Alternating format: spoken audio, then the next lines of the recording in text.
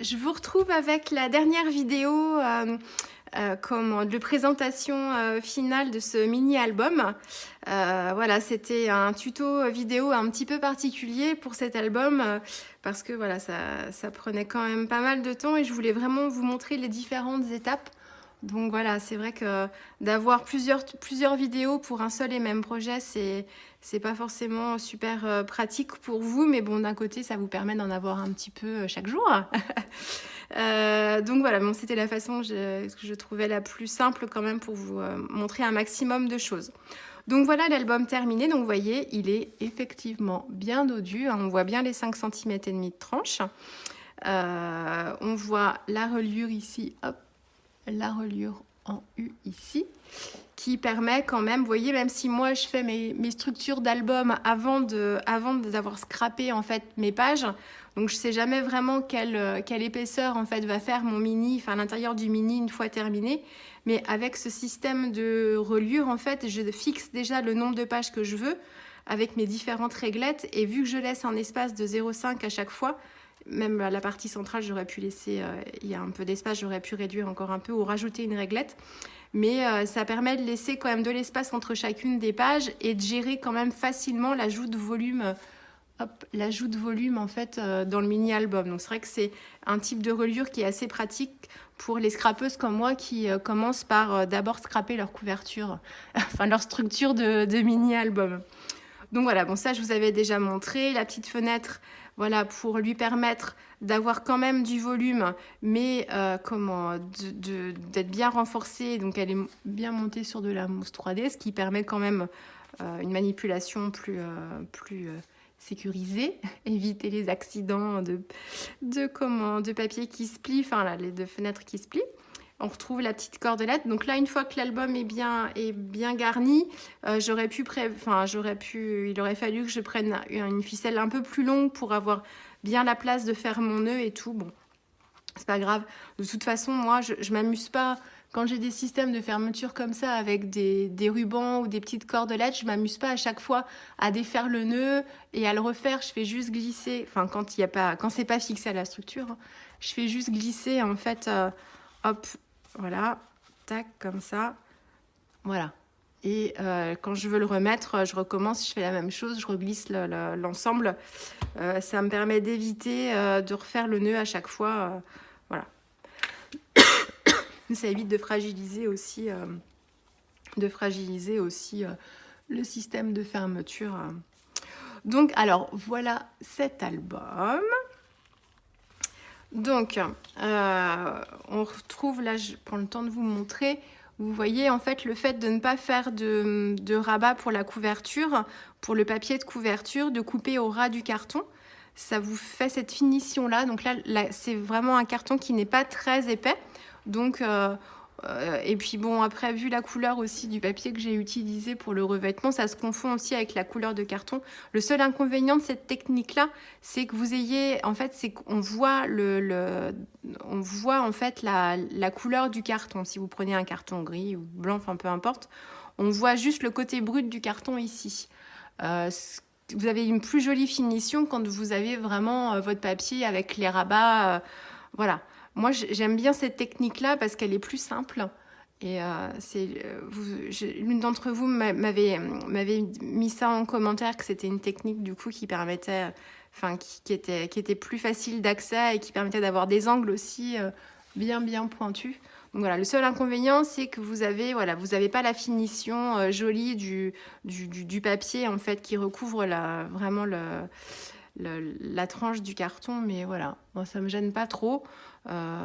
J'aime bien cette technique là, je me prends moins la tête en fait quand je prends cette technique là. Donc alors voilà, hop, donc là on commence avec la première page et mon fameux petit calque là que j'aime bien utiliser quand j'ai des photos comme ça pleine page. Ça me permet d'avoir une page d'introduction assez douce. Hop. Après, l'arrière du calque, c'est pas joli de voir, on voit mes morceaux de scotch et tout, mais à la limite, moi, ce qui m'intéresse, c'est d'avoir... J'aurais pu très bien coller mon calque sur la photo. Je veux voir la fleur, enfin la photo par transparence derrière. Après, si je veux voir vraiment à quoi elle ressemble, je soulève un peu, mais l'intérêt, c'est pas forcément d'utiliser ce calque comme une page à part entière. Il aurait fallu que j'embellisse derrière aussi, mais bon, c'est plus contraignant. Hop. Ici, on va retrouver mes petites photos, justement, format paysage 10-15, que j'ai pu mettre dans ce mini-album en utilisant ce petit système de rabat. Voilà, le petit papillon florilège que j'aime bien, embossé en blanc sur du calque. On va retrouver les petites décorations là avec mon fond coloré. Donc tout ça, je vous les ai montrés dans les vidéos de préparation, les vidéos précédentes. On retrouve les étiquettes de mes petits ciseaux, les petites bébêtes. Donc là, c'est pareil, monter de la mousse 3D. Toujours un peu de paillettes. Hein. Je vous ai dit que je ne savais pas faire sans. J'ai laissé mes numéros de page. Bon, normalement, on les efface, hein, forcément. Une fois que l'album est fait, ça n'a plus trop d'intérêt. Ça a un intérêt quand ensuite, il y a besoin de... Et c'est un mini pour un atelier ou un kit et qu'il faut faire le tuto, de garder les numéros de page, ça permet d'avoir un repère et d'éviter de recompter à chaque fois à quelle page j'en suis rendue et quelle page j'explique. Enfin, c'est comme ça que je fais maintenant. J'ai pris l'habitude de les laisser, mes numéros de page finalement, mais autrement, il n'y a pas forcément d'utilité. Voilà, là on va retrouver le tampon de la Fée du Scrap, là, le tampon effet bois d'une des dernières collections de la Fée. Ça aussi, c'est un tampon fait du scrap, d'une planche de tampon sur la nature. Voilà. Toujours, hop, moi j'aime bien décoller mes petites ailes pour donner voilà, un mouvement en fait d'embellissement sur mes pages.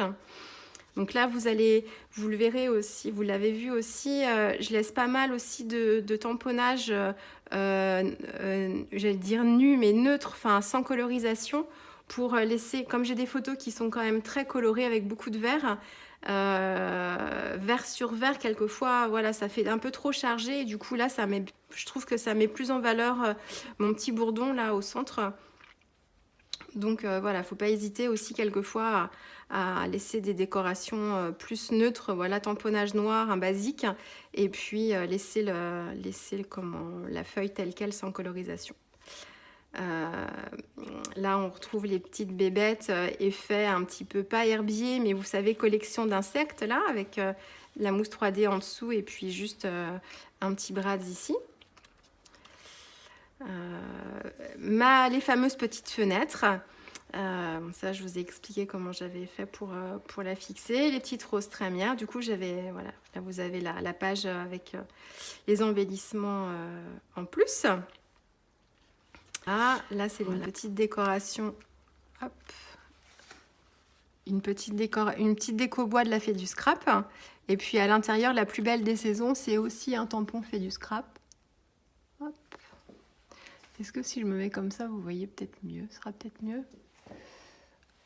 Ensuite, bon, il y a des photos pleine page que j'ai pas travaillées en fait, que j'ai pas scrappées parce qu'elles étaient déjà chargées et je voulais pas en rajouter. Voilà, là j'ai quand même pas mal de décorations sur la page de gauche et je trouvais pas, ou j'aurais pu mettre une petite étiquette ici avec une petite bande de texte, hein, mais ou juste un texte tamponné, mais voilà, moi j'aime bien mettre des tampons de texte sur mes photos quand j'ai des fonds très clairs, style des ciels bleus, enfin, ou vraiment très laiteux. Là en fait ça me gêne un peu plus parce que je trouve que le texte du coup ressort moins bien. Bon, ça encore c'est un avis purement personnel. Je check à la caméra si je suis bien cadrée. Parce que si je vous montre le mini, enfin si je veux vous montrer le mini et puis du coup vous voyez que la moitié des pages, ça peut être génial. Donc voilà, toujours les petites ailes qui décollent ici. Là c'est l'une des pages que je vous avais montré aussi en détail dans sa réalisation. Voilà, donc là c'est une autre réglette. Donc vous voyez là, à refaire, j'aurais laissé un petit peu moins d'espace en fait ici, où j'aurais rajouté une double page pour me permettre justement d'éviter d'avoir autant d'espace entre mes deux pages, d'autant que là, J'y ai pas forcément réfléchi parce que j'avais pas forcément calculé où est-ce que ça allait tomber dans l'album, mais j'aurais préféré en fait que ma page de droite soit un peu plus proche de ma page de gauche pour vraiment qu'il y ait une continuité dans la photo. Bon, là, c'est pas gênant parce que j'ai qu'un fond coloré ici. On n'a pas, il y a le flou d'arrière-plan. Il y a un petit bout de la lavande. Hop, il y a un petit bout de la lavande ici, mais ça reste une page colorée sans trop de détails. C'est pas comme si j'avais coupé mon bourdon en deux et que je retrouvais l'autre moitié de bourdon complètement à droite là, avec beaucoup d'espace au milieu. Donc voilà, à refaire, je l'aurais pas choisi dans cet ordre-là, juste pour le. Ou alors j'aurais rajouté une réglette avec 0,5 d'espace au milieu ici pour pouvoir ajouter une page et permettre de rapprocher en fait les deux. À refaire, je ferai comme ça, mais là, c'est pas très très grave. Là, on voit la petite ribambelle de scarabée. Hop. Voilà, l'autre côté. Alors, je sais pas, pareil, si vous voyez bien, le Micamiste argent là, il s'appelle comment d'ailleurs exactement son petit nom? Micamiste Silver Smoke. Il est super opaque, vous voyez là sur le papier imprimé. Je sais pas si vous voyez bien. Sur le papier imprimé fait du scrap là, c'est assez opaque. Hein. Il est intéressant ce produit-là pour faire des gouttes comme ça. Et il y a bien le côté bien argenté en fait. Bon là vous voyez sûrement pas avec la lumière artificielle, mais c'est bien argenté. Ensuite, celle-ci aussi, je voulais montrer dans une des vidéos. C'est ma page préférée. Enfin, la double page, l'ensemble, et celle-ci, là, le côté tout doux. Vraiment, j'adore. Voilà, j'ai pas fait de pochette pour cet album-là. J'y ai pensé. Et puis, une fois que j'ai terminé l'embellissement des pages, j'ai pas eu le courage. Je vous dis tout. Je n'ai pas eu le courage de rajouter des pochettes. Donc voilà, pourtant j'ai d'autres photos. Bon, je ferai peut-être des pages avec. J'aurais pu rajouter des pages dedans. Mais voilà, j'ai pas pris le temps. Ben bon, ça va quand même. On n'est pas obligé de faire toujours des pochettes non plus, mais je trouve ça sympa d'avoir des petites choses à tirer aussi. Mais bon, là, dans celui-ci, il n'y en aura pas. Voilà, là, on retrouve hop, la deuxième moitié du papillon là que j'avais utilisé. Non, pas ici. Ici. Voilà, la deuxième moitié. Donc là, je reste toujours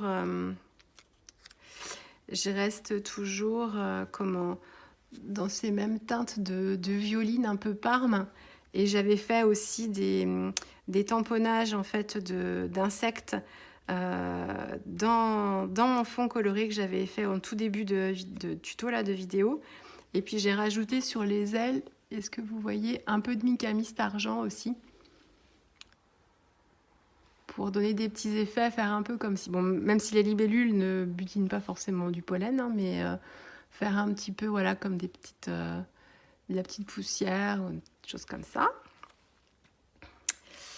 Voilà, là on approche de la fin. Ici, une double page avec ces jolies fleurettes roses. Voilà, donc là j'ai rajouté à la fois des découpes sans colorisation, des die en fait que j'ai découpé dans mon fond coloré. Là c'est un petit tampon d'une planche de tampon carré là, de la fée du scrap que j'ai monté sur de la mousse 3D entièrement tout le long. Je ne sais pas si vous voyez. Voilà. Mes petites libellules toujours chouchoutes. Voilà. Et là en fait il y a des petits points aussi, c'est pareil, comme s'il y avait des petites traces de la petite poussière d'insectes qui se déposait à l'envol de la libellule. C'est très poétique. Hein. Et puis, hop, ici, on retrouve une petite déco bois de la fée du scrap aussi, une petite cabane à oiseaux. Et puis là aussi, ces deux petits rondins de bois qui font partie de la dernière planche de tampon, justement avec le fond effet bois de la fée du scrap, voilà, que j'avais colorisé en marron. Et la dernière page, La voici, la voilà. Hop, donc photo pleine page que j'ai travaillé parce qu'en fait, il y avait vraiment... La photo a été prise vraiment avec une composition en diagonale. Du coup, je cherchais à embellir soit le haut, soit le bas. Bon, j'ai choisi de rester sur l'embellissement du bas. Quelques étiquettes. Voilà, une de die là. Et puis un tampon détouré laissé neutre comme ça. Voilà pour cet album. Bon, j'espère que vous aurez réussi à suivre un peu le cheminement et ma façon un peu de travailler des mini-albums quand je les fais comme ça en freestyle pour moi. J'espère que ça vous aura plu, que ça vous aura inspiré. Et puis bah, moi, je vous dis à très vite. J'ai des vidéos qui sont en cours pour la fée là. Donc les prochaines publications, je pense que, sauf si... j'ai un regain d'énergie et d'inspiration et j'arrive à vous en faire une d'ici là, mais je pense que ce sera plutôt une vidéo pour la fée. Et c'est ce que je vais faire maintenant quand je publie une vidéo pour la chaîne YouTube de la fée du scrap. Je vous mettrai en fait un post directement sur ma chaîne YouTube pour vous préciser quand est-ce que je publie sur la chaîne de la fée pour que vous puissiez aller voir. Après, vous pouvez vous mettre, ce que je vous dis tout le temps, mais de vous mettre les petites notifications aussi pour ne rien manquer. Mais voilà, si vous voyez passer l'information, ce sera peut-être plus facile aussi pour vous. Voilà, bah écoutez, je vous remercie d'avoir suivi toutes ces vidéos pour celles qui ont été courageuses. Et puis je vous dis à très vite. Allez, au revoir.